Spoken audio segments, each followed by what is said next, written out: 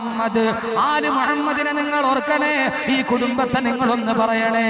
എന്തോ ഒരു പദവിയാണിത്, എന്തോ ഒരു സൗഭാഗ്യമാണിത്. 4000 വർഷം മുമ്പ് ജീവിച്ച മറ്റൊരു കുടുംബം വീണ്ടും പറയുന്നു, അല്ലാഹുമ്മ സ്വല്ലി അലാ മുഹമ്മദിൻ വഅലാ ആലി മുഹമ്മദിൻ കമാ സ്വല്ലൈത അലാ ഇബ്രാഹീം വഅലാ ആലി ഇബ്രാഹീം. അല്ലാഹുവേ നീ ഗുണം ചെയ്യണമേ മുഹമ്മദ് നബിക്കും മുഹമ്മദ് നബിയുടെ കുടുംബത്തിന് നീ ഗുണം ചെയ്യണമേ. കമാ സ്വല്ലൈത അലാ ഇബ്രാഹീം വഅലാ ആലി ഇബ്രാഹീം. ഇബ്രാഹീം നബിയുടെ കുടുംബത്തിന് നീ ബറക്കത്ത് ചെയ്തതുപോലെ ആലു ഇബ്രാഹീം, ആലു ഇബ്രാഹീം അല്ലാഹുവിന്റെ പ്രബോധനത്തിന്റെ വീജികയിലൂടെ നടന്നുപോയ തൗഹീദിന്റെ ഉപാസകനായ ഏകാന്ത പതികന് ഖലീലുല്ലാഹി ഇബ്രാഹീം നബിയുടെ കുടുംബം. ഏതാണ് സഹോദരങ്ങളെ, 4000 വർഷങ്ങൾക്ക് മുമ്പ് യൂഫ്രട്ടീസ് നദിയുടെ തീരത്ത്, ഒരാറ്റിറുമ്പിന്റെ തീരത്ത് ഈ ഒരു വെറും മരത്തിന്റെ ഓലകൾ ചടഞ്ഞു വെച്ചുണ്ടാക്കിയ ഒരു കൊച്ചു കുടിലിൽ കിടന്നിറങ്ങിയ മക്കാ മരുഭൂമിയുടെ ചുറ്റുപടുത്ത് കിടക്കുന്ന മണലാരുണ്യത്തിന്റെ നടുവിലൂടെ ഒരിട്ടു ദാഹജലത്തിനു വേണ്ടി ഓടി നടക്കുന്ന പിഞ്ചു പൈതലിനെയും ഒക്കത്ത് വെച്ചുകൊണ്ട് ഓടി നടന്ന ഒരു പാവപ്പെട്ട കറുമ്പി പെണ്ണ് ഹാജറയുടെ കുടുംബം. ഒരു പാവപ്പെട്ട പെണ്ണ്, കറുമ്പി പെണ്ണ് ഹാജറയുടെ കുടുംബം. എന്റെ സഹോദരിമാരെ, നിങ്ങളൊന്ന് ഓർക്കുമോ? നിങ്ങളെപ്പോലൊരു പെണ്ണ് ജീവിച്ച ഒരു വീട്, ആ കുടുംബം ലോകത്തിന്റെ കുടുംബമായി മാറി. ആ കുടുംബം 4000 വർഷം കഴിയുമ്പോ മംഗലപുരത്തെ ജുമാ മസ്ജിദിലും ആ കുടുംബം എത്രയോ വിശ്വാസികളുടെ നാവിൽ നിൽക്കുകയാണ്. ലോകത്താദ്യമായി പത്രം വായിക്കുന്ന രുചി എന്ന രാഷ്ട്രത്തിൽ പോലും ആളുകൾ ഇരുന്ന് പറയുന്നു, ഇംഗ്ലീഷുകാരനും പറയുന്നു, ദക്ഷിണാഫ്രിക്കക്കാരനും പറയുന്നു, സിഡ്നിയിലും പറയുന്നു, മാഡ്രിഡിലും പറയുന്നു, എല്ലായിടത്തും പറയുന്നു. അർത്ഥമറിയുന്നവനും അർത്ഥമറിയാത്തവനും പറയുന്നു, അല്ലാഹുവേ, അല്ലാഹുവേ, ഈ രാത്രിയിൽ നിന്റെ അനുഗ്രഹത്തിന്റെ കവാടങ്ങൾ തുറക്കപ്പെടുമ്പോ അത് 4000 വർഷം മുമ്പ് യൂഫ്രട്ടീസ് നദിയുടെ തീരത്ത് ജീവിച്ച ഇബ്രാഹീമിന്റെ കുടുംബത്തിലും നീ നൽകണേ അല്ലാഹുവേ. സഹോദരങ്ങളെ, അല്ലാഹു പറഞ്ഞു, 2 കുടുംബത്തെ ഓർക്കാതെ നിന്റെ നിസ്കാരം ശരിയാവില്ല, നിന്റെ നമസ്കാരം പോലും സ്വീകരിക്കപ്പെടില്ലെന്ന് അള്ളാന്റെ വിശുദ്ധ ഖുർആൻ പറയുമ്പോ ആ കുടുംബം ഖുർആന്റെ കുടുംബമായി മാറി. ആ കുടുംബം ഖുർആന്റെ കുടുംബമായി മാറി. കാരണം ആ വീടിനൊരു ഗൃഹനാഥൻ ഉണ്ടായിരുന്നു. ആ ഗൃഹനാഥൻ ഇബ്രാഹീം അലൈഹിസ്സലാത്തു വസ്സലാം. ആ ഇബ്രാഹീമിനൊരു ഭാര്യ ഉണ്ടായിരുന്നു. ആ ഭാര്യ ബീവി ഹാജർ റളിയല്ലാഹു തആല അൻഹ. അവർക്കൊരു മകനുണ്ടായിരുന്നു. ആ മകനായിരുന്നു ഇസ്മാഈൽ. കരിമ്പാറക്കെട്ടിലേക്ക് വാപ്പ മലത്തി കടത്തിയിട്ട്, മോനെ നിന്നെ അറുക്കാൻ പോകുന്നെന്ന് പറയുമ്പോ ആ കത്തിയുടെ മൂർച്ച കാണുമ്പോൾ വാപ്പയ്ക്ക് അറുക്കാൻ കടുത്ത് നീട്ടിക്കൊടുത്ത ലോകത്തിൽ ഇതേപോലെ ഒരു പര്യായ പദം പറയാൻ കഴിയുമോ? ഇസ്മാഈലിന് ഒരു പര്യായ പദമില്ല, ഇബ്രാഹീമിന് മറ്റൊരു പര്യായ പദമില്ല. പര്യായ പദങ്ങളില്ലാത്ത, പദാനുപദങ്ങളില്ലാത്ത ഒരൊറ്റ ഏകനാമമേ, ഏകവാചകമേ, ഖലീലുല്ലാഹി ഇബ്രാഹീം നബി അലൈഹിസ്സലാത്തു വസ്സലാം. ഒരു കുടുംബത്തെ കുറിച്ച് നിങ്ങൾ ഓർക്കണേ. ആ കുടുംബം ഏതെന്നറിയുമോ? ആലു മുഹമ്മദ്, ആലു മുഹമ്മദ്. എന്തോ ഒരു ഭാഗ്യമാണ് ാണിത്, എന്തോ ഒരു ഭാഗ്യമാണിത്. ക്യാ മുബാറക് മഖാം ആ രഹാ ഹേ, ക്യാ മുബാറക് മഖാം ആ രഹാ ഹേ. എത്രയോ ഉന്നതമായ പദവിയാണ് കടന്നു വരുന്നത്. ആ കുടുംബം 1400 വർഷം മുമ്പ് മക്കയുടെ അടിവാരത്തിൽ കിടന്ന 8 മുഴം വീതിയുള്ള 10 മുഴം നീളമുള്ള മഴ ചെയ്തു നിൽക്കുമ്പോൾ പേമാരി തീർത്തു പെയ്യുമ്പോ ആ പേമാരിയുടെ വെള്ളം മുഴുവനും ആ ഗൃഹനാഥന്റെ താടിയിലൂടെ ഒഴുകുമായിരുന്നു. ചോരി കൊരിയുന്ന ഒരു കൊച്ചുകുടിൽ, ആ കുടിൽ നിൽക്കുന്ന ഗൃഹനാഥൻ നബി മുഹമ്മദ് മുസ്തഫ, ആ പ്രവാചകന്റെ താടി രോമത്തിലൂടെ വെള്ളം താഴോട്ടൊഴുകുമായിരുന്നു. അവർക്ക് കിടക്കാൻ വിരിപ്പുണ്ടായിരുന്നില്ല. എന്നിട്ട് പോലും ആ കുടുംബത്തെ അല്ലാഹു പറഞ്ഞു, നിങ്ങൾ ഓർക്കണേ, നിങ്ങൾ ഓർക്കണേ. ആ ഓർമ്മ എവിടെ വരെ നിൽക്കുമെന്നറിയുമോ? എത്രയോ ആളുകൾക്ക് ഓർമ്മ പെരുന്നാൾ നടത്താറുണ്ട്. എത്രയോ നല്ല നല്ല ആളുകളെ പറഞ്ഞിട്ട് മഹാന്മാർക്ക് വേണ്ടി ഓർമ്മ പെരുന്നാൾ നടത്താറുണ്ട്. പക്ഷേ ഒരു ദിവസം 5 നേരം ഓരോ വിശ്വാസിയും ഓർക്കുന്ന ഓർമ്മ പെരുന്നാളിന്റെ വസന്തോത്സവമേ അതീ കുടുംബത്തിന്റെ ഉത്സവമാണ്. അതീ കുടുംബത്തിന്റെ ഓർമ്മ പെരുന്നാളാണ്. അല്ലാഹുവിന്റെ അള്ളാഹുവിന്റെ ഖുർആൻ പറഞ്ഞു, അള്ളാഹുവിന്റെ പ്രവാചകൻ പറഞ്ഞു, ഈ ഓർമ്മ പെരുന്നാൾ നീണ്ടുകൊണ്ടേയിരിക്കും എന്ന് വരെ. സൂര്യൻ പടിഞ്ഞാറ് നിന്നുദിക്കുന്നത് വരെ, സൂര്യൻ പടിഞ്ഞാറ് നിന്നുദിക്കുന്നത് വരെ എല്ലാ ഓർമ്മ പെരുന്നാളും ഒന്നുമല്ലെങ്കിൽ 10 ദിവസം നീണ്ടു നിന്നേക്കാം, ചിലത് 30 ദിവസം കൊണ്ടാടിയേക്കാം മഹാമഹങ്ങൾ. പക്ഷേ ഈ പുണ്യവാളന്റെ ഓർമ്മ പെരുന്നാൾ അത് സൂര്യൻ പടിഞ്ഞാറ് നിന്നുദിക്കുന്നത് വരെ നീണ്ടു നിൽക്കേണ്ടതാണെന്ന് ലോകത്തിന്റെ ഗുരുനൂതരെ മുത്തൊളി നബി മുഹമ്മദ് മുസ്തഫ സല്ലല്ലാഹു അലൈഹി വസല്ലം. 2 കുടുംബത്തെ ഓർക്കാതെ നിസ്കാരമില്ല. ഇതാണ് ഖുർആനിലെ കുടുംബം. ഈ 2 കുടുംബത്തെ ഓർക്കാതെ ഒരു സത്യവിശ്വാസിക്ക് അവന്റെ അഹ്മാലുകൾ പൂർത്തീകരിക്കാൻ കഴിയില്ല. എന്തോ ഒരു പദവിയാണിത്! എന്തേ സഹോദരങ്ങളെ മനസ്സിലാക്കാത്തത്? ഒരു കുടുംബം അള്ളാഹുവിന്റെ ഖുർആൻ ആഗ്രഹിച്ച കുടുംബമായപ്പോ, റസൂലുള്ളാഹിയുടെ സുന്നത്തിനെ പിന്തുടരുന്ന കുടുംബമായപ്പോ, ആ കുടുംബം ലോകത്തിന്റെ വെളിച്ചമായി മാറിയപ്പോ ആ കുടുംബം ഖുർആനിലെ കുടുംബമായി മാറി. അള്ളാഹു ഖുർആനിൽ പറയുന്നത് 3 കുടുംബമാണ്. ഒന്ന് ആല ഇമ്രാൻ, മറ്റൊന്ന് ആലു ഇബ്രാഹിം. ആല ഇമ്രാൻ, ആലു ഇബ്രാഹിം. അള്ളാഹു മനസ്സിലാക്കാൻ തൗഫീഖ് നൽകി അനുഗ്രഹിക്കുമാറാകട്ടെ.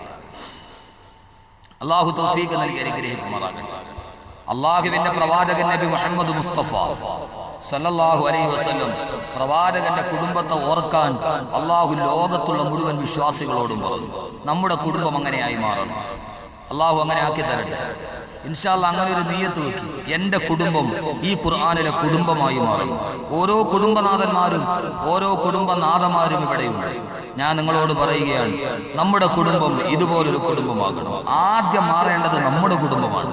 ലോകം നന്നാവാൻ വരട്ടെ, നാട്ടുകാരെ നന്നാക്കാൻ വരട്ടെ, നമ്മുടെ കുടുംബത്തെ ആദ്യം നന്നാക്കാം. അള്ളാഹു ഇതിനെ തൗഫീഖ് നൽകട്ടെ.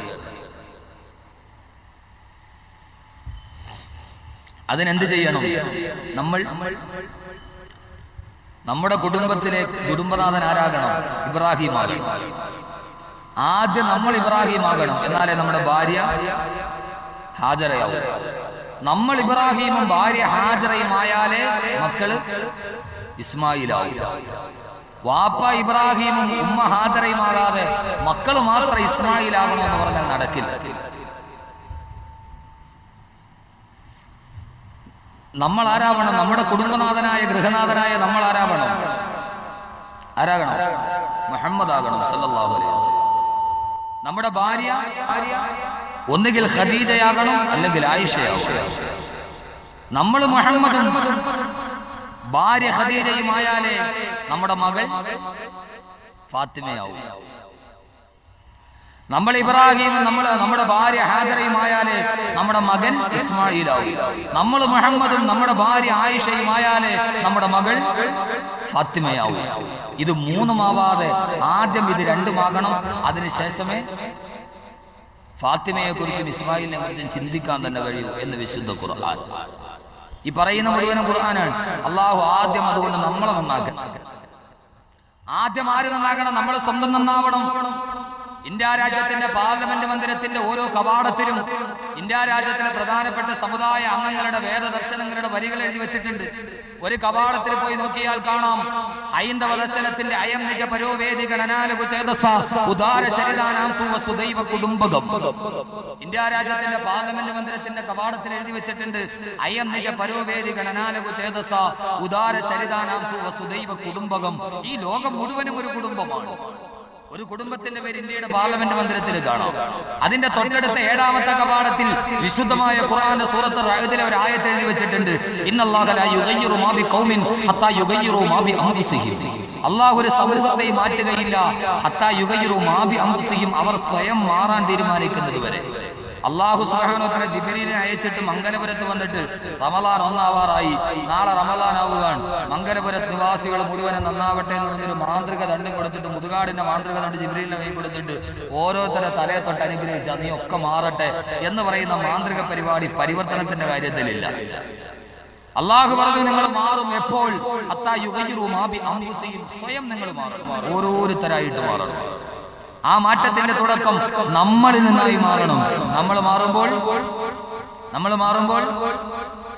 കുടുംബം മാറും. കുടുംബം മാറുമ്പോൾ നമ്മൾ നന്നായാൽ കുടുംബം നന്നാവും, കുടുംബം നന്നായാൽ നാട് നന്നാവും, നാട് നന്നായാൽ ലോകം നന്നാവും.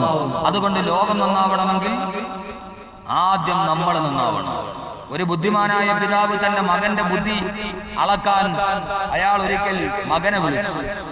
ആ മകന്റെ കയ്യിൽ ഒരു വലിയ ഭൂപടം, ലോകത്തിന്റെ ഭൂപടം, ആ ഭൂപടം എടുത്ത് അദ്ദേഹം പല കഷണങ്ങളായിട്ട് കീറി, പല ചെറിയ ചെറിയ കഷണങ്ങളായി കീറിയിട്ട് മകന്റെ കയ്യിൽ കൊടുത്തിട്ട് പറഞ്ഞു, മകനെ, നിനക്ക് ബുദ്ധിയുണ്ടെങ്കിൽ, നല്ല വിദ്യാഭ്യാസമൊക്കെ ഉണ്ടല്ലോ, നീ ഈ ഭൂപടം നേരത്തെ ഇരുന്നത് പോലെ യഥാസ്ഥാനത്ത് വെച്ച് ഒട്ടിച്ചു കൊണ്ടുവരണം. എല്ലാ രാജ്യങ്ങളും അതേ സ്ഥാനത്ത് വെച്ച് ഒരു ലോകത്തിന്റെ ഭൂപടം എങ്ങനെയാണോ അത് അതേപടി ഒട്ടിച്ചുകൊണ്ട് നീ വരണം. ആർക്കെങ്കിലും പറ്റുമോ? ഇവിടെ ഇരിക്കുന്ന എത്രയോ വിദ്യാർത്ഥികൾ ഒരു ഭൂപടം എടുത്തിട്ട് പല കഷണമായിട്ട് കുനുകുനാ കീറി അങ്ങോട്ടും ഇങ്ങോട്ടും വലിച്ചെറിഞ്ഞിട്ട് വേറെ ഒരിടത്ത് നോക്കാതെ നിങ്ങളുടെ മനസ്സിലുള്ള അറിവനുസരിച്ച് അതേപോലെ ആ രാജ്യങ്ങളൊക്കെ ഒട്ടിച്ചു വെച്ചിട്ട് ഒരു ഭൂപടം ശരിയാക്കി കൊണ്ടുവരാൻ പറഞ്ഞാൽ ആർക്കെങ്കിലും പറ്റുമോ? ഇവിടെ ഇരിക്കുന്നത് ഉണ്ടല്ലോ, വലിയ വലിയ കേമന്മാരൊക്കെ ഉണ്ട് ഇവിടെ, എഞ്ചിനീയറിംഗിന് പോയവർ, MBBS പോകുന്നവരൊക്കെ ഉണ്ട്. ആർക്കെങ്കിലും പറ്റുമോ? ഒരസാമാന്യ കഴിവും അറിവുള്ള ഒരാൾക്കല്ലാതെ പറ്റുമോ? എടുത്തൊട്ടിച്ച് വെക്കാൻ പറ്റുമോ? പറ്റുമോ ഷൈജു? സെക്രട്ടറിക്ക് പറ്റുമോ? പള്ളിയിലെ രസീത് ബുക്ക് കീറിയാൽ ഒട്ടിക്കാം, പക്ഷെ ഇത് ഒട്ടിക്കാൻ പറ്റില്ല. കുറെ കഴിഞ്ഞപ്പോൾ ഈ മകൻ ഇത് വാങ്ങിച്ചു കൊണ്ടുപോയി. കുറെ കഴിഞ്ഞപ്പോൾ ആ കുട്ടി ആ ഭൂപടം അതേപടി ഒട്ടിച്ച് യഥാസ്ഥാനത്ത് വെച്ച് പഴയ ഭൂപടം പോലെ പിതാവിന്റെ മുമ്പിൽ കൊണ്ടുവന്നു വെച്ചു. അത്ഭുതത്തോടെ പിതാവ് ചോദിച്ചു, മോനെ, നിനക്കിതെങ്ങനെ കഴിഞ്ഞു? ഇതൊരു അസാമാന്യ കഴിവില്ലാതെ പറ്റില്ലല്ലോ. ആ ബുദ്ധിമാനായ കുട്ടി പറഞ്ഞു, പിതാവെ, അങ്ങ് ഇതെന്റെ കയ്യിൽ തന്നപ്പോ ഇത് ഒട്ടിച്ച് ചേർക്കണമെന്ന് എനിക്ക് തോന്നി. അങ്ങനെ ഞാൻ ഈ കഷണം എടുത്ത് തിരിച്ചു മറിച്ചു നോക്കിയപ്പോൾ ഈ ഭൂപടത്തിന്റെ മറുഭാഗത്ത് പുറകുവശത്ത് ഒരു മനുഷ്യന്റെ പടമുണ്ടായിരുന്നു, ചിത്രം.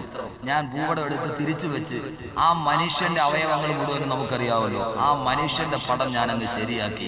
എല്ലാം ശരിയാക്കി കഴിഞ്ഞ് തിരിച്ചു നോക്കിയപ്പോൾ ഭൂപടവും ശരിയായി, ലോകത്തിന്റെ ഭൂപടവും ശരിയായി. സഹോദരങ്ങളെ, ഒരു മനുഷ്യൻ നന്നാകുമ്പോഴാണ് ലോകം നന്നാകുന്നത്.